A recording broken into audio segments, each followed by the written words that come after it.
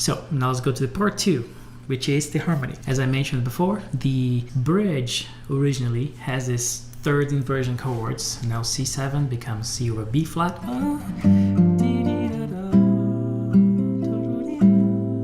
Then a sequence. Okay, so C over B flat, and then here B flat over A flat. That's the original stuff. You can also resolve those chords instead of the minor version. Can do a major with a third in the bass on this case. You can do F major over A, like F major 7 over A, instead of A minor. You can do F major 7 over that. Right? So that sounds good. And the same thing. That's E flat over G. That's a cool sound there as well that you can use. Or you can just do the regular 2 5s. You know, I personally do that. No.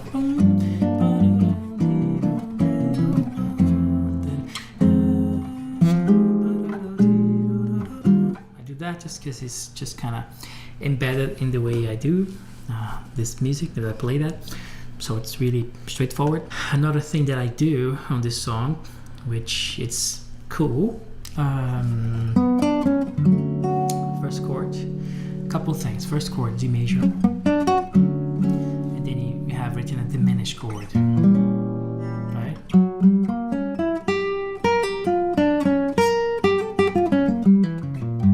Right, diminished B flat. So that's what's written, right?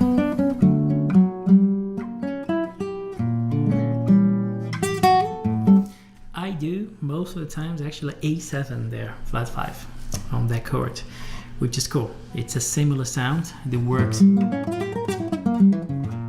arpeggio works the same way because that same diminished chord is inside that chord, A7 flat 9. So I play A7 flat 9 in here. You can also do that. A on the bass, right? E in the bass. So you play now. And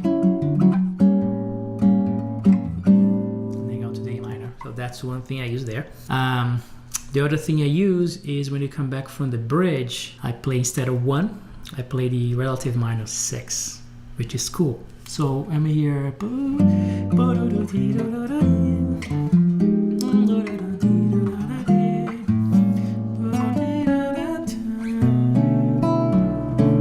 I do B minor, which is a song that I like. Instead of playing D major, I do play B minor, which is cool. A7 flat 9 again. And we are up on the races. What else do I do here? Well, there is a cool one that I do here. When I'm playing the A section, because we gotta repeat those. The second time I change the harmony a little bit, just a little alternate path, which I like it. So then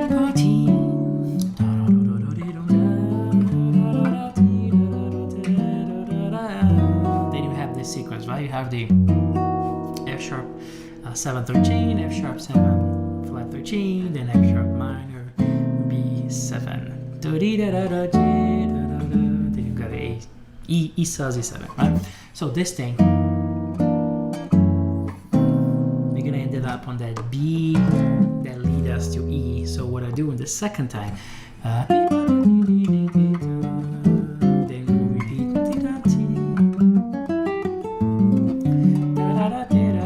and then here, instead of playing F sharp and that whole deal here, I do.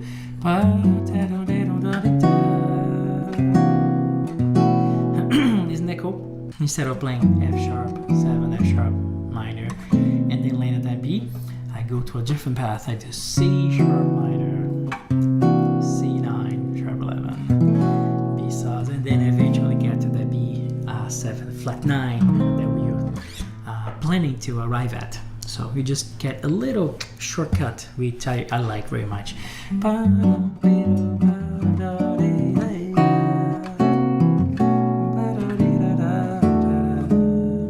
Right, then you get there. I like that one a lot. Sometimes I do here, instead of doing there's a E sus that resolve to E7 in the original chart. This kind of movement, right? Sometimes I actually go up instead of resolving the 4th. Back on the 3rd, I go 4, sharp 11. I do that too. I like that. What else do I do here that is worth sharing as far as tricks? Oh, the last one I do here quite often is on this. I think on the second time of the A melody, I also do that.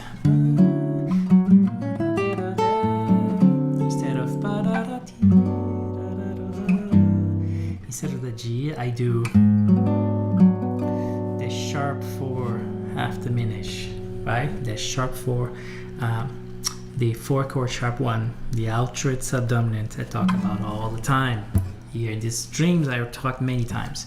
D major is the key, G major is the 4 chord. If you alter the root, we have this half diminished chord sharp 1, right? So I use that here too. And then eventually resolve into the G minor 6, right? The melody doesn't really fit that well, but I do, especially on the solo, I play that part here. Sometimes I substitute since I'm already in the sort of half diminished minor 7 flat 5 territory, sometimes I do change even more a little bit. I do the sort of the cousin, the near cousin, which is instead of the flat 5, I do sharp 5. Then I have this sound, you know. Then I get the same G minor 6. So the sound will be like this.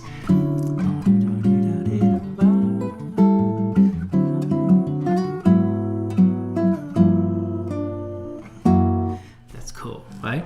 I like that too. I do that quite a bit. You know, as far as chords, that's pretty much it, what I do. If you want to know a little bit more, for instance, I can kind of tell you what I did in my arrangement that I recorded of Wave, which is on my record Momentum. That's playing Brazilian standards, that record. And I recorded Wave, and I start Wave playing this intro, kind of playing the melody, but I just basically created this pedal in A. So I play the whole thing in with an A pedal. So I do something like that, and then I do, right? So D major 7 with the bass on A, A minor, and A7, all the pedal on A.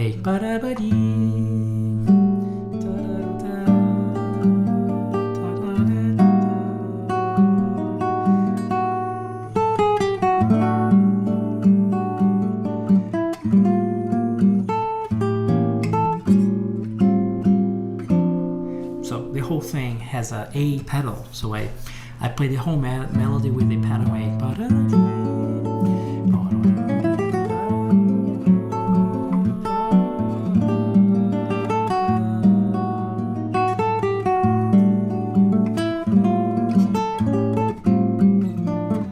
And then I changed the harmony. I went to D over F sharp, right? Cool sequence. Here's what I also did that's different. Here you have basically A minor, D7, G major, the 2-5 to G major, right, to the 4 chord. So instead of just using this 2-5, I will put a lot of chords in between that using the note of the melody. So what I did here was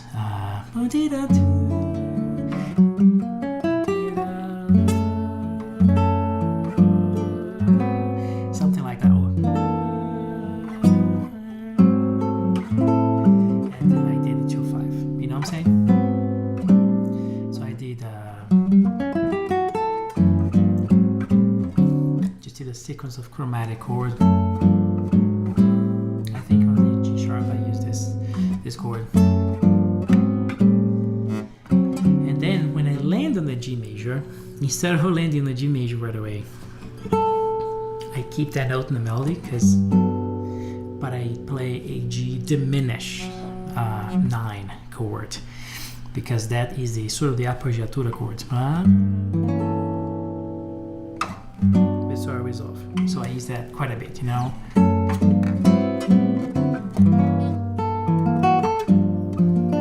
And then I did that, I did it here.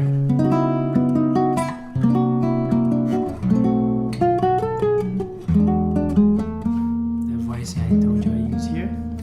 That's my solo arrangement that is in the recording called Momentum. Check it out. Gabriel Santiago, Momentum. You can find it everywhere. Spotify, Apple Music, YouTube, everywhere. There's a video of it too on YouTube of the recording, so you can actually see me playing all this stuff. And I'm playing on an 8-string classical with an extra low string, so that's pretty cool. So yeah, that's as far as harmony goes. That's what we have on this tune. The things that I do. Sometimes I do a little dominant pedal on the bridge, you know. Instead of just doing that, I do.